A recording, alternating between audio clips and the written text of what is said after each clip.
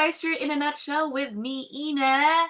Siyempre guys, hindi lang po yung mga mismong temporary foreign workers or students who came here to Canada through fraudulent means. Hindi lang po sila yung hinahabol siyempre ng gobyerno.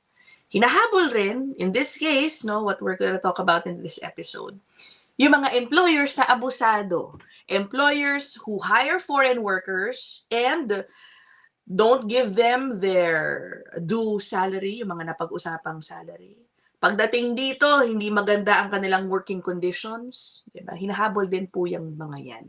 That is, they also, in the same way, abuse Canada's immigration programs. And, naku, buti naman, parang ngayon lang ako nakarinig, may nakulong na employer na, sabi ni Judge, hindi pwedeng fine lang ito. Dapat makaramdam ng jail time dahil sa abuso na dinanas ng kanilang mga empleyado. Okay, so lagay po natin yung title na dyan. Bago ko i-share yung news pala na yan, syempre pinuntahan ko yung official website ng IRCC to check ano na nga ba ang update sa mga employers who have been found non-compliant. Meron po kasing portal wherein you can see updates kung ilan ang mga napapatawan ng fines.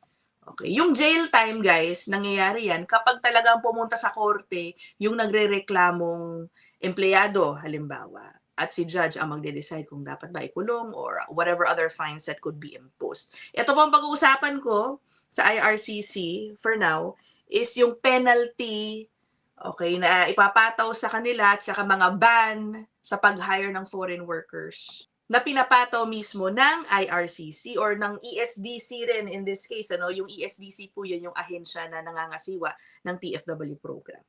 So far, no, sabi ko, okay, check ko nga tong data na ito. From November rather to December 2025, meron po ditong 26 na mga employers. Ito, sila yung nasa leftmost column na pinatawan ng iba't ibang penalty. Okay, 26 ang napunta dito sa listahan na ito.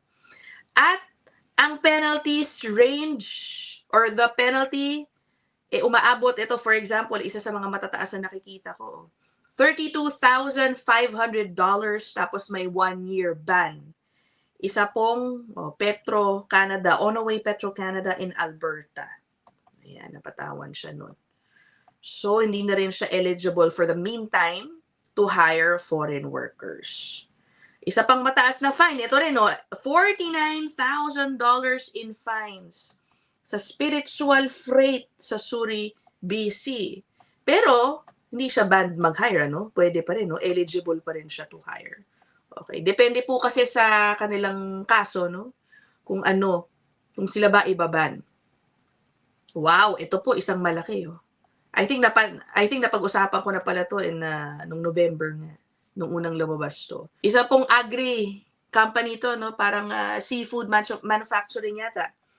Seafood production po, $250,000 tapos 10-year ban to hire foreign workers. Cape John Crabs and Seafoods.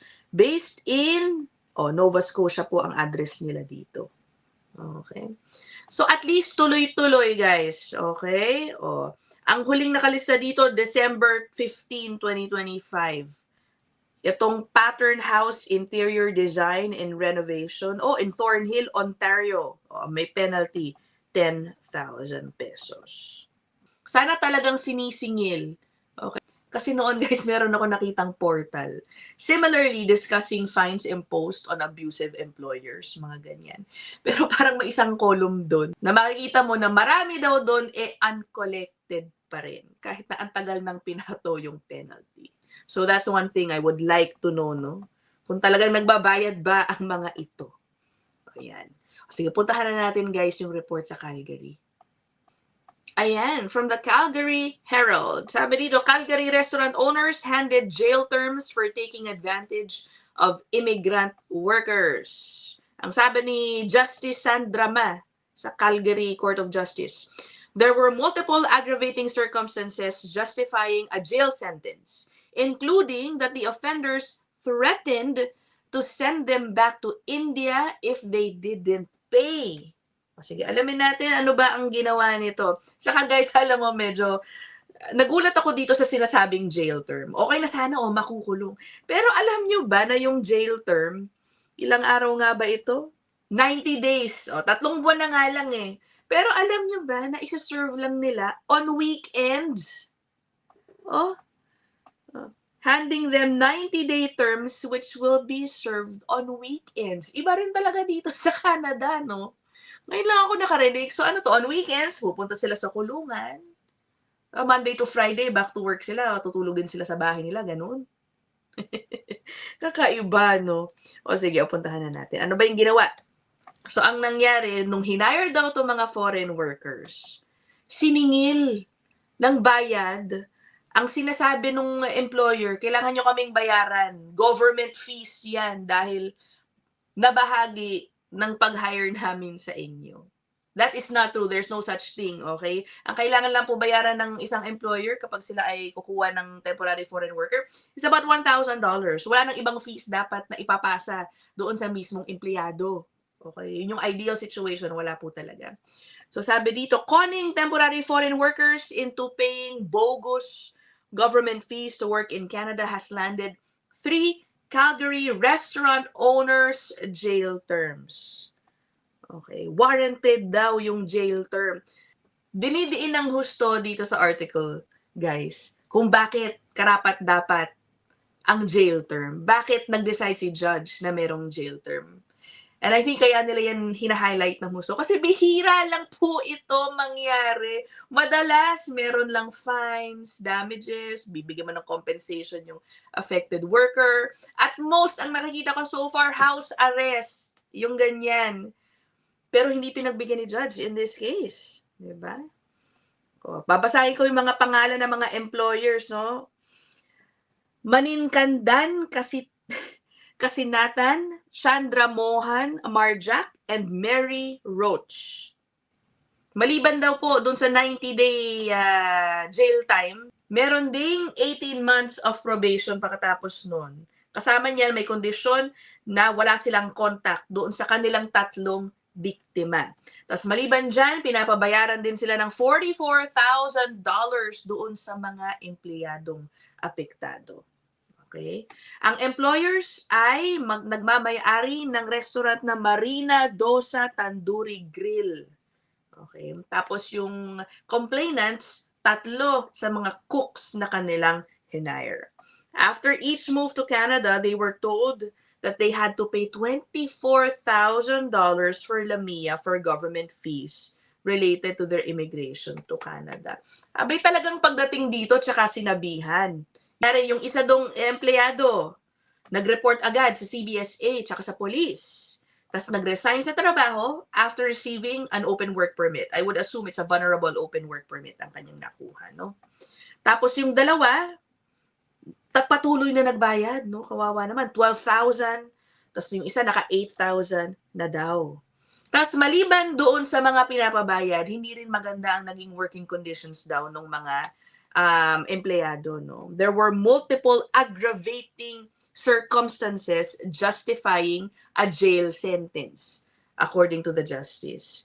Kabilang sa aggravating circumstances, yung pag-threaten na pag hindi ka magbayad nung hinihingi namin sa inyo, pauuwiin kita doon sa pinanggalingan mo. Guys, only the government of Canada can send you back home. No employer can threaten to deport you. Okay?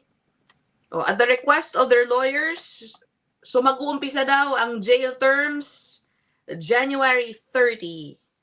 Yan, 2026. Okay? Alam mo, marami tayong mga kababayan na nakaka-experience din ng pang-aabuso sa kanilang employers. I would get private messages from time to time asking if ito bang na-experience nila, valid grounds ba ito para sila ay maka-apply for a vulnerable open work permit. Let me go back doon sa, babalikan ko po yung portal nung IRCC, no? Tungkol sa mga non-compliant employers. Nasa ibaba po kasi ng site na ito, reasons for an employer to be non-compliant. Often, kapag na-experience niyo po ang mga ito, it could be a ground for you to ask or request for a vulnerable open work permit. I-apply nyo yan. I'm not saying na automatic, pero i-research nyo po, maaaring maging qualified kayo dyan. Magtanong din kayo sa authorized professional, okay? For example, nandito yung mga madalas tinatanong din sa akin sa mga private messages. Oh. Employer didn't have the money to pay the wages agreed to. Yan, di ba? Ito, madalas, ang pinakamadalas.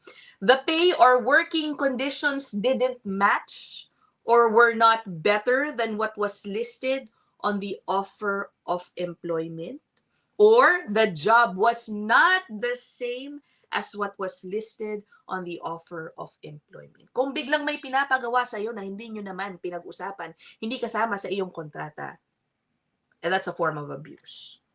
Ito pa, isang common, the employer didn't provide wages to the foreign national that were substantially the same as those set out in the offer of employment.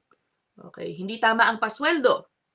Kasama na rin dyan, guys, yung di kayo binabayaran sa overtime. Dapat may bayad yun. Okay? Nako, ito isang interesting to. Tingnan nyo. The employer didn't make sure that the foreign national was not charged fees by anyone involved in their hiring or recruitment process. Okay, ang pwede lang singilin doon kasi po sa aplikante yung application processing fees, government fees. Pero recruitment fees, bawal po yan. At according to this rule, again, sa Canada official website po ito, dapat inaalam ni employer kung ikaw ba ay chinarge, sakaling sila ay kumuha ng isang agency, chinarge ka ba ng agency, dapat hindi ka chinacharge ng agency ng recruitment fee. Only processing fees are allowed. Okay? So, ayun guys, puntahan ninyo itong website na ito. And don't just trust me. Do your own research. Marami pa po kayong malalaman. Lalo na sa mga kababayan natin na nandito, nag-iisip kung sila po ba ay qualified to apply for a vulnerable open work permit. Do your own research, guys. Official websites po ang puntahan ninyo. Official website ng IRCC, ESDC. At kung gusto ninyong kasuhan ang inyong employer, for example, and see them behind bars, no, pwede ninyong subukan. Unahin ninyo by going to the police to file a report. Okay?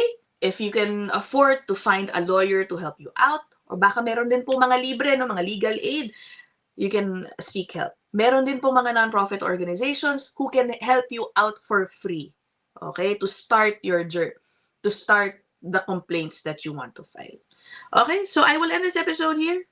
I'll see you guys in the next one. Bye!